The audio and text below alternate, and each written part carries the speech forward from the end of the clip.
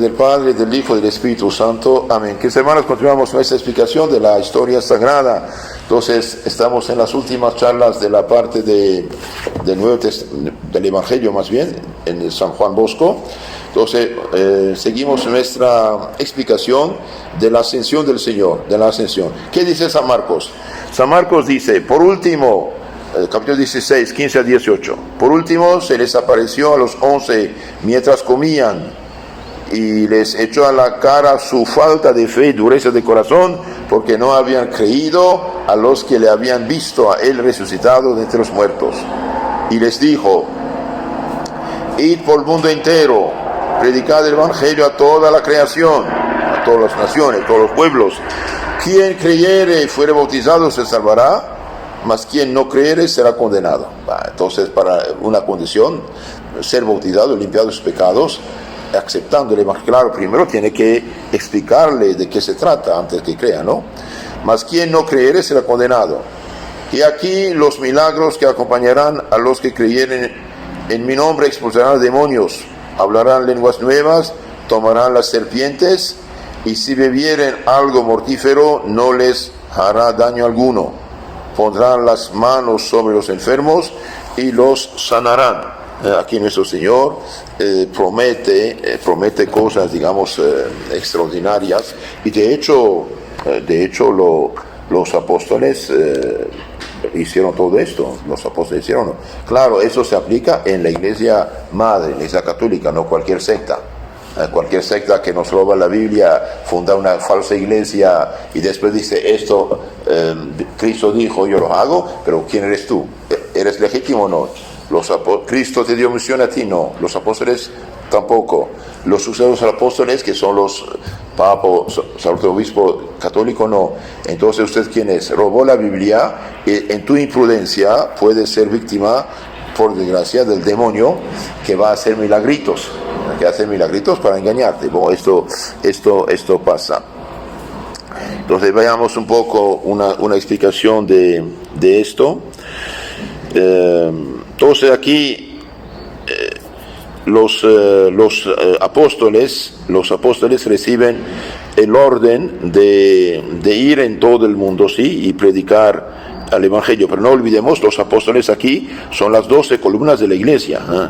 Los apóstoles tienen aquí, reciben en condensado la orden de llevar el Evangelio a todas las naciones. Entonces, aquí San Marcos condensa la misión de los apóstoles, que es ahora la misión de la iglesia. No olvidemos, la iglesia católica empezó con los apóstoles. La iglesia católica empezó con los apóstoles. Claro, más tarde el conjunto de las comunidades cristianas se llamó iglesia católica, pero empezó con los apóstoles. Esto es muy importante. Entonces aquí tenemos en condensado la misión de los apóstoles, que ahora misión de la iglesia, el destino universal de la salvación y la necesidad del bautismo para acceder a ella. Entonces, Dios quiere la salvación de los hombres, San Pablo lo dice. Por lo tanto, la iglesia católica tiene la obligación de llevar el Evangelio a todos los pueblos, y esto es lo que se hizo durante 20 siglos. Ahora, por desgracia, no sé qué está pasando, pero algo no funciona en la iglesia. Ya no hay misioneros, ya no más misioneros, ya son más bien los países católicos que son tierra de misión de musulmanes, budistas, de cualquier religión o de las sectas protestantes. Es una catástrofe esto, no es correcto. ¿Por qué? Porque nuestros pastores, nuestros obispos están dormidos, de cierto modo, porque quieren reconciliación con todo el mundo. Sí, pero ¿qué hacemos? Habrá herejías hasta el fin del mundo y hace falta luchar contra el error. Entonces, el bautismo es necesario para llegar a la salvación. Ustedes saben, ahora hay 3 tipos de bautismo: el bautismo sacramento, en nombre del Padre, del Hijo y del Espíritu Santo. Después, para la gente de buena voluntad, buena fe, que tiene la voluntad de hacer lo que Dios quiere, el bautismo de deseo, porque ellos realmente están listos a aceptar lo que Dios dirá para su salvación, pero no saben. Por ejemplo, no sé, un musulmán, un pagano ahí en la montaña que sabe que un día se arriba, Señor, creador mío, te doy gracias, adoro, quiero hacer tu voluntad, sigue la ley natural en su corazón. Esta persona tiene el deseo del bautismo. O, por ejemplo, no sé, en países comunistas, ateos, anticristianos, musulmanes, hay uno que está estudiando el catecismo para bautizarse y lo matan por creer en Cristo ya, está bautizado en su sangre. Esto es el tercer tipo de bautismo de sangre, ¿sí? Pero cuidado, lo mejor es, ¿cuál? Aparte de la sangre que ya va al cielo, pero es el bautismo sacramento. ¿Por qué? Porque el que tiene el deseo del bautismo no tiene todas las gracias, protecciones divinas, sacramentos para continuar. Entonces hace falta llevarle el evangelio e instruirlo, ¿sí? Bien, entonces la iglesia sigue hoy la misión de Cristo. La enseñanza de la iglesia dice esto: ante todo debe ser firmemente creído que la iglesia peregrinante es necesaria para la salvación, pues Cristo es el único mediador, el camino de salvación presente a nosotros en su cuerpo, que es la iglesia, y él inculcando con palabras concretas la necesidad del bautismo. San Marcos 16 y San Juan 3:5. Confirmó a un tiempo la necesidad de la iglesia, en la que los hombres entran por el bautismo como por una puerta. Esto lo dice el Concilio Vaticano II. Bien, ojalá muchos de los católicos modernos de hoy hicieran caso. Cuando dicen no es necesario bautizarte, no es necesario ser católico, mienten. El concilio mismo dice: la iglesia es necesaria, el bautismo es necesario. Esa doctrina no se contrapone a la voluntad salvífica universal de Dios. En 1 Timoteo 2:4. Entonces, Dios quiere la salvación de todos, por lo tanto es necesario pues mantener unidas estas dos verdades, o sea, la posibilidad real de la salvación en Cristo para todos los hombres y la necesidad de la iglesia en orden a esta misma salvación. La iglesia, guiada por la caridad y respeto a la gente, tiene que llevarles el evangelio a todos los pueblos sin distinción, que sean judíos, que sean musulmanes, que sean budistas. Todos tienen derecho a conocer su Dios y Salvador. Y finalmente, los últimos versículos de San Marcos 19-20 dice: relatan quién es Jesús en el presente de la historia, el que ha sido exaltado a la derecha del Padre y quien actúa en sus discípulos confirmando su palabra. La ascensión del Señor a los cielos y al estar sentado a la derecha del Padre constituyen el sexto artículo de la fe que recitamos en el credo. Jesucristo subió al cielo en cuerpo y alma, en su humanidad ha tomado eterna posesión de la gloria, ocupa junto a Dios el puesto de honor sobre todas las criaturas en cuanto hombre, dice el Catecismo Romano, este es el Catecismo Concilio de Trento. Con su entrada en los cielos, en su nuevo modo de existencia gloriosa, de alguna manera ya estamos nosotros también participando de su gloria, dice San Pablo, Efesios 2:6. Entonces, Jesucristo, cabeza de la iglesia, nos precede en el reino glorioso del Padre, para que nosotros, miembros de su cuerpo, vivamos en la esperanza de estar un día con Él en la eterna gloria. Es la gracia que debemos pedir cada día, la gracia de la perseverancia, la gracia de la perseverancia. Entonces vamos a concluir esta lección con el triple misterio de los apóstoles y de sus sucesores.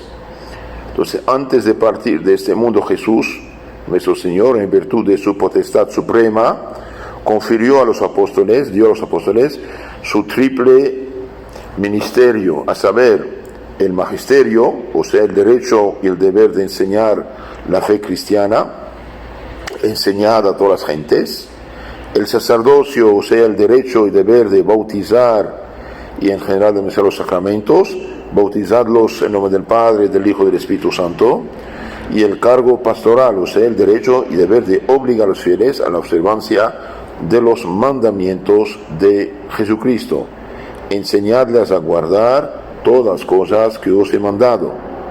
Esta triple potestad la otorgó el Salvador no solo a los apóstoles, sino también a sus sucesores, como se desprende claramente de las palabras de Cristo: enseñad a todas las gentes, y yo estaré todos los días con vosotros hasta la consumación del siglo presente o del fin del mundo. Ahora, si Cristo está con eso hasta el fin del mundo, pues sabemos que todos los apóstoles murieron antes del fin del siglo I. Entonces, los apóstoles, vemos en el Nuevo Testamento, sí dejaron lugartenientes que son obispos, presbíteros y diáconos. Oh Timoteo, no imponga las manos a la ligera sobre cualquier cabeza, dice San Pablo. Oh Timoteo, 2 Timoteo 2:2, oh Timoteo, lo que oíste de mí, comunica a los hombres fieles, aptos de comunicarlo a otros, etc. Los 11 apóstoles no podían enseñar a todas las gentes ellos solos, tampoco habían de visitar hasta el fin del mundo, habían de vivir hasta el fin del mundo, por lo que después de su muerte, su triple ministerio tenía que continuar en sus sucesores, los obispos de la Iglesia Universal, que es la católica. Es muy importante esto, es muy importante saber esto, porque los apóstoles sí dejaron lugartenientes. Hechos de los Apóstoles, capítulo 20-28. San Pablo dice: el Espíritu Santo os puso obispos frente a la iglesia que Dios ha adquirido con su sangre. Cuídense de ustedes, del rebaño. Entonces, los apóstoles sí dejaron lugartenientes, comunicándoles el deber y el derecho que Cristo les había dado. Ahora, digamos unas palabras acerca de la iglesia de Cristo, que debe ser católica y ser universal. Todas las gentes, dice Cristo, predican el evangelio a todas las gentes. Deben entrar en la iglesia por el bautismo y ser encaminados por la iglesia a la práctica de la vida cristiana. En su consecuencia, la iglesia de Cristo tiene que ser universal en cuanto al lugar, o sea, en cuanto a la extensión del espacio. No una iglesia nacional, sino una iglesia del mundo entero. Y todos los días hasta la consumación del mundo ha de gozar la iglesia de la protección de su divino fundador. Ella, por lo tanto, tiene que ser universal también en la extensión de los tiempos. La iglesia es universal, católica en el tiempo, en el espacio. Empezó con los apóstoles, abarca el mundo entero y durará hasta el fin del mundo. La iglesia de Cristo es menester que haya persistido en todo tiempo, no puede perecer en ningún siglo. De otro modo, Cristo no hubiese cumplido su promesa de estar con ella todos los días. Ahora es verdad que estamos viendo una crisis tremenda, pero a pesar de todo va a seguir la iglesia. Los hombres de una época hacen sus errores, sus miserias, van, y otros santos vienen y la iglesia sigue. Y la iglesia debe enseñar la doctrina de Cristo. La doctrina de Cristo, el que creyere lo que los apóstoles enseñaron se salvará, el que no creyere será condenado. Entonces, la fe es necesaria para la salvación. Claro, la fe de Cristo, la fe de la iglesia, no cualquier opinión de cualquier sacerdote o obispo. La fe, tiene que tener la fe, pero la fe sola no salva, si no guardamos también los mandamientos. Por eso dice el Señor: enseñadles a guardar todas las cosas que os he mandado. Entonces, creer sí, pero también guardar los mandamientos. Si quieres entrar en el reino de los cielos, guarde los mandamientos, dice el Señor. En las palabras en que se administra el bautismo está claramente expresado el misterio de la Santa Trinidad. Bautizan en los nombres del Padre, del Hijo y del Espíritu Santo, en el nombre de, en singular. No dicen los nombres, el nombre de, porque denota el ser, y en Dios no hay más que una esencia que es común al Padre, al Hijo y al Espíritu Santo. En la ascensión del Señor se cumplieron unas profecías. La profecía de David, por ejemplo: dijo el Señor a mi Señor, siéntate a mi derecha hasta que ponga a tus enemigos por peana de tus pies. Se conecta con la profecía de Jesús: os escandalizáis si viereis al Hijo del Hombre subir a donde antes estaba, y veréis al Hijo del Hombre sentado a la diestra del poder venir sobre las nubes. Entonces ahí se cumplen profecías acerca de la ascensión. Una última reflexión. San Juan, 2 veces al final del Evangelio, capítulo 20-21, al final dice: todo no está escrito, todo no está escrito. Por lo tanto, la escritura no es la única fuente de la fe cristiana, sino también hay la tradición apostólica. En 40 días nuestro Señor dijo muchas cosas a los apóstoles que no están escritos. Eso se llama tradición apostólica. Por eso nosotros creemos que la palabra de Dios llega a nosotros mediante la escritura y la tradición apostólica enseñada por la Iglesia.